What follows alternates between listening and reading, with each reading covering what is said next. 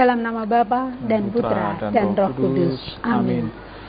Tuhan Allah Bapa yang Maha Pengasih, kami bersyukur kepadamu untuk segala berkat karunia yang senantiasa Engkau hadirkan di dalam hidup kami, juga bagi para pemirsa yang di rumah.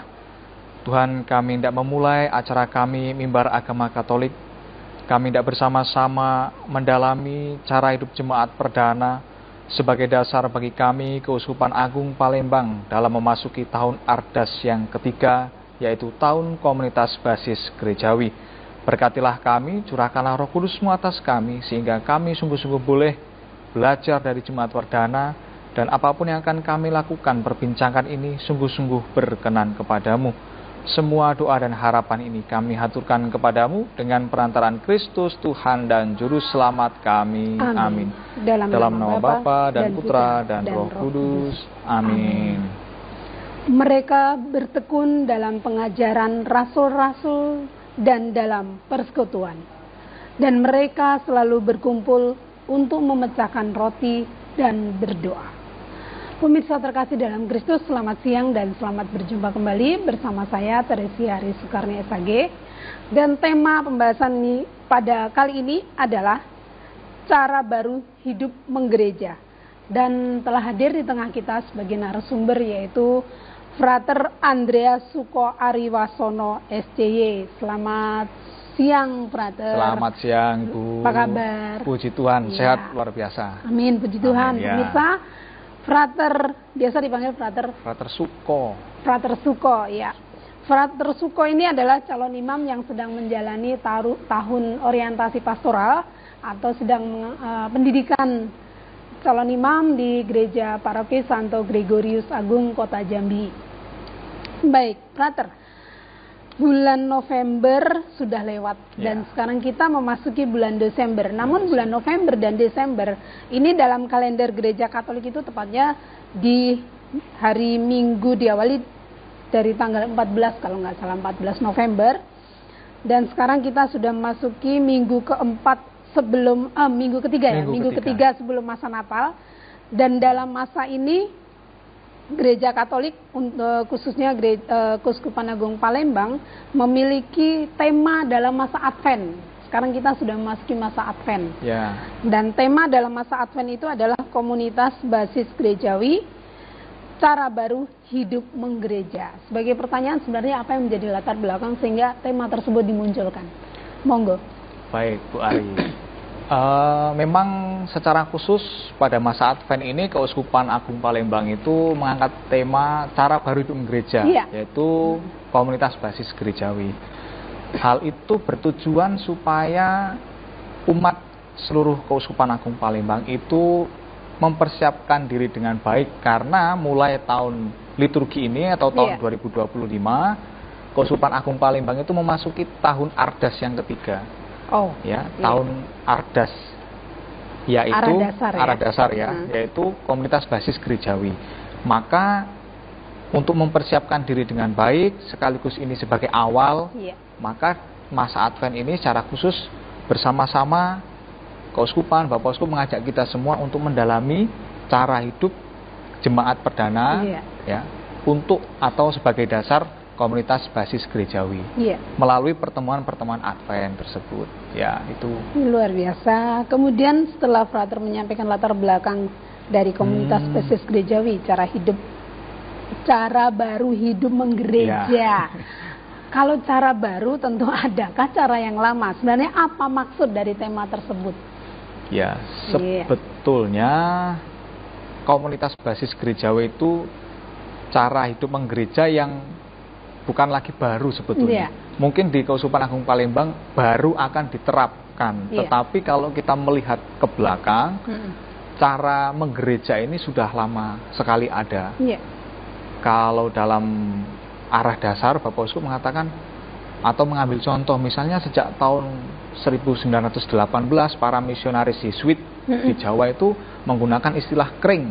Mungkin kita sudah tidak asing lagi dengan istilah kring atau istilah mawar, lima keluarga gitu. Nah, itu menjadi salah satu bentuk cara hidup menggereja, komunitas basis gerejawi. Nah, itu sudah banyak di keuskupan lain dijalankan, tetapi di keuskupan kita baru menjadi gerak untuk menumbuhkan semangat semangat paguyuban yang lebih kecil dalam hidup menggereja seperti itu. Mungkin Frater dapat menjelaskan kelompok kecil itu seperti apa dalam jumlah, adakah jumlah-jumlah yang ditentukan? Ada. Kalau kita menengok pengertian komunitas basis gerejawi dalam perspektif Keuskupan Agung Palembang, di sana dikatakan bahwa komunitas basis gerejawi itu persekutuan keluarga-keluarga umat beriman yang kecil dan tinggal berdekatan. Nah, itu, dan yang berkumpul secara teratur untuk berdoa dan sharing kitab suci. Dengan maksud memahami kehidupan mereka dalam terang Injil atau dalam terang Sabda Allah seperti itu. Serta semua anggotanya itu dijiwai oleh semangat solidaritas persaudaraan yang setara dan partisipatif. Maka kriterianya itu ya, tinggal berdekatan dalam kelompok kecil, misalnya ya maksimal 10 kakak seperti itu. Iya, di sekitarnya. Ya, kalau lingkungan sekarang itu masih bisa sampai berapa ya? Bisa puluhan, sampai 60 bisa, iya. kakak. Nah, yang sampai kurang lebih 30-an sampai 60-an kakak. Sekarang diperkecil dengan maksud supaya itu tadi terbangun suatu semangat kebersamaan, solidaritas, sehati sejiwa dengan anggota itu yang kecil, bisa saling memperhatikan dan sebagainya itu. Iya, baik, luar biasa. Ya. Ini dalam kaitannya dengan cara baru hidup menggereja untuk Keuskupan Agung Palembang. Betul. Dan ini juga menjadi tema dari masa Advent ya, untuk pendalaman kitab sucinya. Tema besar adalah komunitas basis gerejawi, cara baru hidup menggereja. Kalau ini menjadi tema besar, tentu ada tema-tema kecil yang dapat disampaikan. Mungkin Frater dapat menyampaikan apa sih sub-sub tema yang disampaikan setelah dari tema besar ini untuk Keuskupan Agung Palembang. Kemudian bila ada, monggo, mohon Frater dapat menjelaskan sub-sub tema itu apa saja. Kalau subtema dalam pertemuan Advent itu kan ada 4 ya. Ada 4 lah. Yang pertama itu kita diajak untuk mendalami bersama-sama dasar KBG atau komunitas basis gereja itu apa sih? Yaitu dasarnya adalah cara hidup jemaat perdana seperti itu. Nah, maka di pertemuan pertama itu kita diajak untuk mendalami hal-hal apa saja atau suatu fondasi yang mana sih yang bisa kita temukan dalam cara hidup jemaat perdana yang bisa kita terapkan dalam komunitas basis gerejawi. Baik, Brother, sebelum masuk ke subtema yang kedua dan juga pemirsa terkasih dalam Kristus, mari kita saksikan pariwara berikut ini.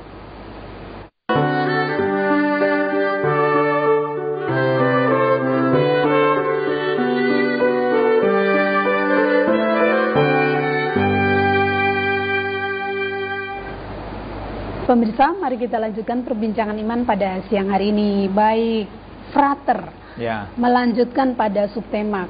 Tadi sudah menyampaikan tentang subtema yang pertama. Monggo, silakan melanjutkan untuk subtema kedua dan seterusnya. Itu apa saja? Silakan. Yang pertama tadi ya, kita meneladan cara hidup jemaat perdana. Yang khas dari mereka itu kan mereka selalu berkumpul bersama. Kemudian bertekun dalam doa dan memecahkan roti. Kalau sekarang ya praenekaristi. Lalu semangat berbela rasa terhadap yang lain. Di sana dikatakan di dalam kitab suci kan tidak ada yang menjadi hak milik pribadi, itu menjadi milik bersama seperti itu. Nah, itu menjadi titik fokus kita di pertemuan yang pertama. Lalu di pertemuan yang kedua, temanya adalah menjadi sehati sejiwa.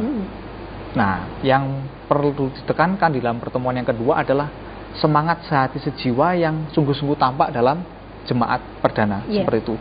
Yang mau ditekankan juga bagaimana semangat sehati sejiwa itu terwujud dalam anggota-anggota KBG itu, bagaimana mereka saling mendukung, saling memperhatikan. Yang misalnya tidak tampak di dalam persekutuan ya mari diajak bersama-sama, kemudian yang membutuhkan ya dibantu dan sebagainya. Artinya tidak ada sekat lah seperti itu. Ini menjadi saudara saya yang perlu saya bantu misalnya ketika berkekurangan seperti itu. Lalu yang ketiga menjadi saudara-saudari Kristus. Ya, yang dipakai dalam dasar biblisnya itu, landasan kitab sucinya atau kitab suci bacaan yang mau direnungkan adalah dari surat Roma sepertinya ya. bagaimana meskipun kita berbeda-beda dengan keunikan atau kekhasan masing-masing. Kalau Santo Paulus itu kan menggunakan tubuh sebagai suatu gambaran ya. Tubuh itu punya banyak bagian dan punya fungsinya masing-masing. Tetapi kita tetap menjadi satu tubuh. Nah, begitu juga dengan kita. Di dalam suatu KBG itu bagaimana kita yang berbeda-beda itu bersatu, bersekutu sebagai satu komunitas, dan dengan perbedaan masing-masing tetapi kita mau membangun suatu semangat yang sehati dan sejiwa itu. Nah, itu yang ketiga. Lalu yang keempat memang bagaimana kita mulai dari keluarga itu ibadat bersama menjelang Natal begitu ya, dengan pembagian tugas masing-masing. Nah, itu yang diharapkan melalui pertemuan Advent itu. Ya. Ini adalah sub-sub tema yang disampaikan. Baik, Frater, kembali kepada tema besar yaitu komunitas basis gerejawi, cara baru hidup menggereja sebagai umat Katolik atau keluarga-keluarga Katolik. Sikap atau tindakan apa yang seharusnya dilakukan atau diwujudkan dalam kaitannya dengan tema besar? Ya. Kalau tahun 2024 ya, kita kan fokusnya adalah keluarga sebagai gereja rumah tangga atau tahun keluarga. Lalu setelah kita dari keluarga, bagaimana kemudian kita mari merangkul sesama keluarga di sekitar kita. Tujuannya apa? Supaya kita saling mengenal, saling mendukung.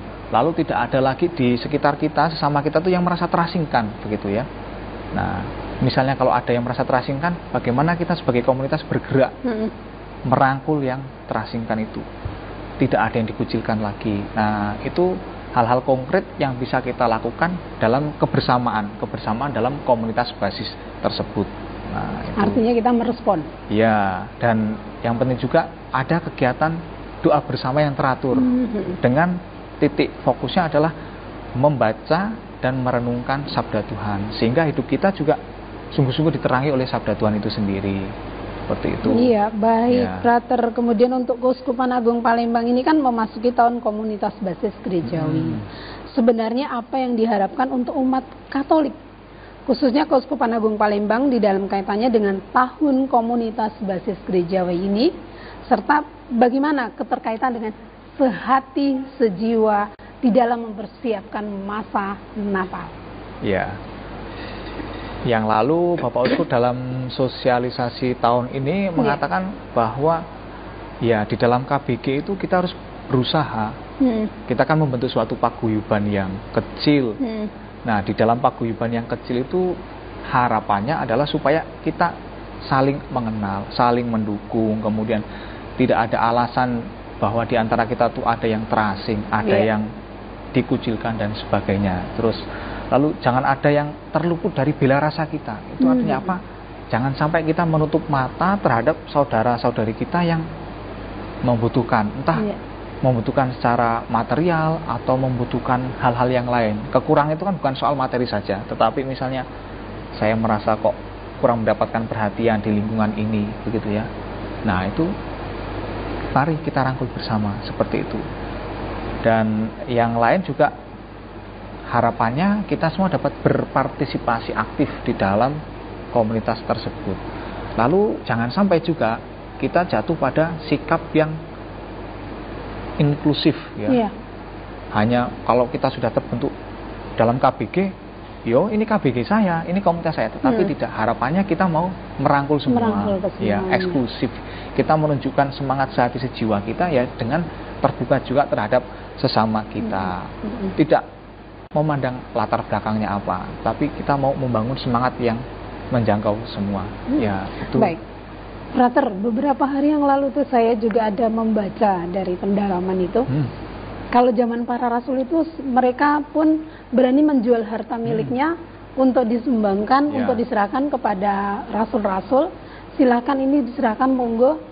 Siapa yang membutuhkan, silakan diatur. Kalau untuk di zaman sekarang rasanya sulit.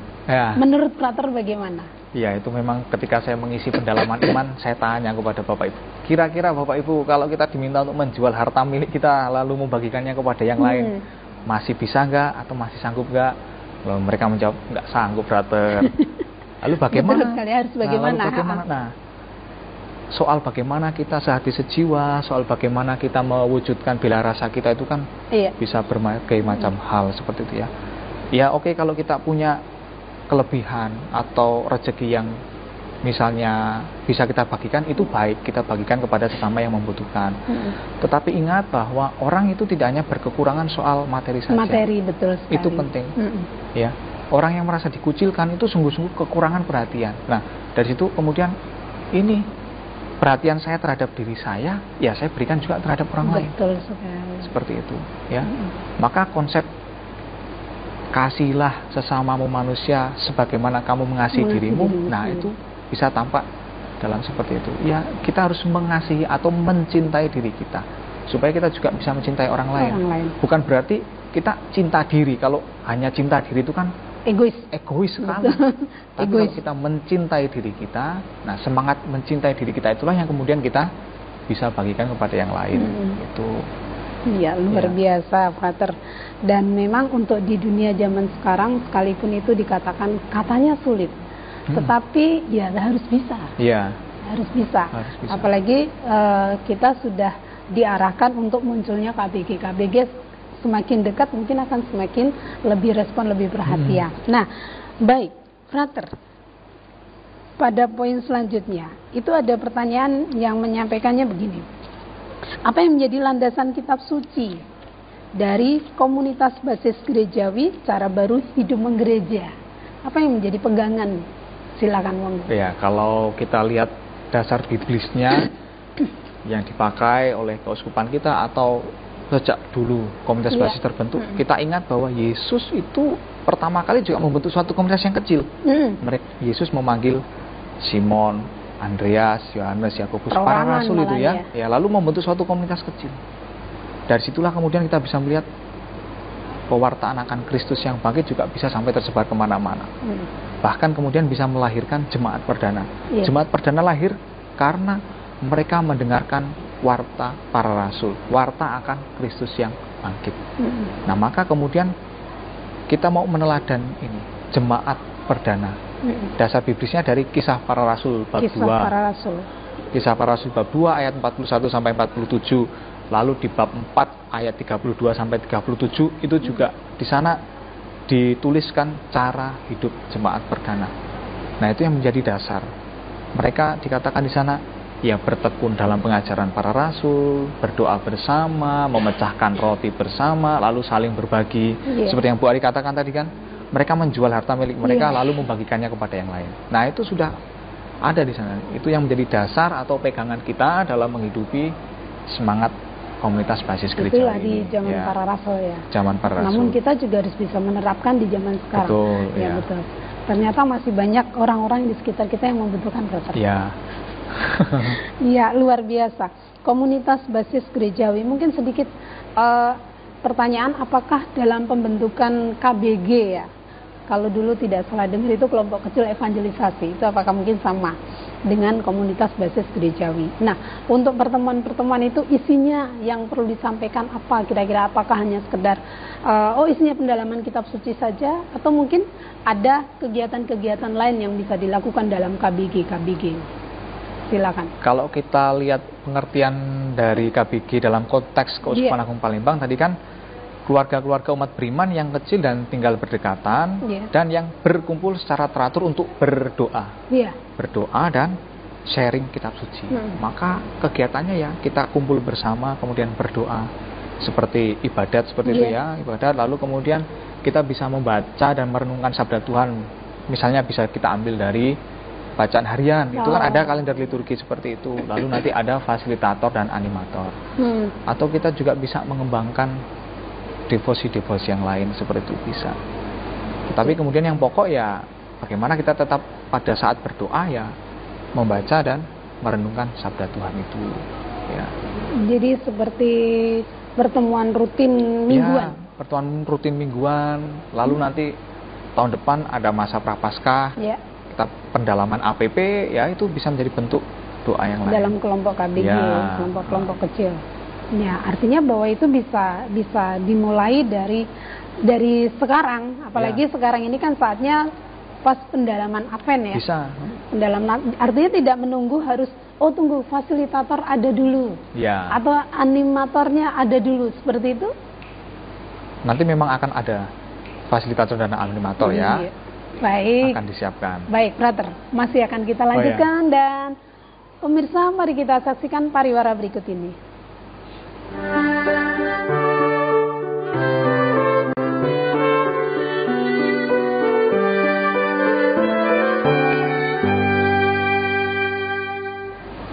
Pemirsa, mari kita lanjutkan perbincangan iman pada siang hari ini. Baik, frater.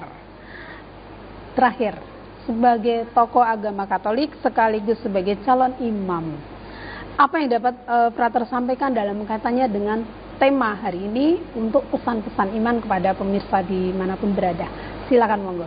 Baik, Bu Ari, sebagai pesan-pesan iman, tentu saya berharap juga mari kita memulai bersama-sama dan menyambut dengan baik tahun Ardas yang ketiga Keuskupan Agung Palembang, yaitu cara baru hidup menggereja komunitas basis gerejawi. Mari kita mencoba berkumpul dalam suatu komunitas yang kecil, karena pembentukan komunitas ini kan tidak berdasarkan suatu kesenangan atau saya suka dengan keluarga ini, saya dekat dengan keluarga ini, maka saya membentuk komunitas dengan dia, tetapi kan mau semakin mendekatkan yang saling berdekatan itu ya. Maka semoga semangat membangun komunitas basis ini kita hidupi, dan dalam komunitas basis itu ada semangat untuk saling mendukung, saling mengasihi, saling memperhatikan dengan semangat sehati sejiwa, sehingga tidak ada lagi yang merasa terasing, tidak ada yang merasa terkucilkan, dan semangat yang kita bangun di dalam itu kemudian kita bagikan keluar kepada semakin banyak orang. Nah, itu harapan kami, sehingga di dalam kita kuat, dan semangat itu yang kita bangun di dalam komunitas itu bisa merangkul, bisa menjangkau semakin banyak orang. Seperti itu, Bu Ari. Luar biasa ya. Kita punya kekayaan untuk boleh mempersiapkan terbentuknya kelompok-kelompok kecil evangelisasi. Betul. Atau kelompok komunitas basis gerejawi. Ya. Ada yang mau disampaikan tambahan?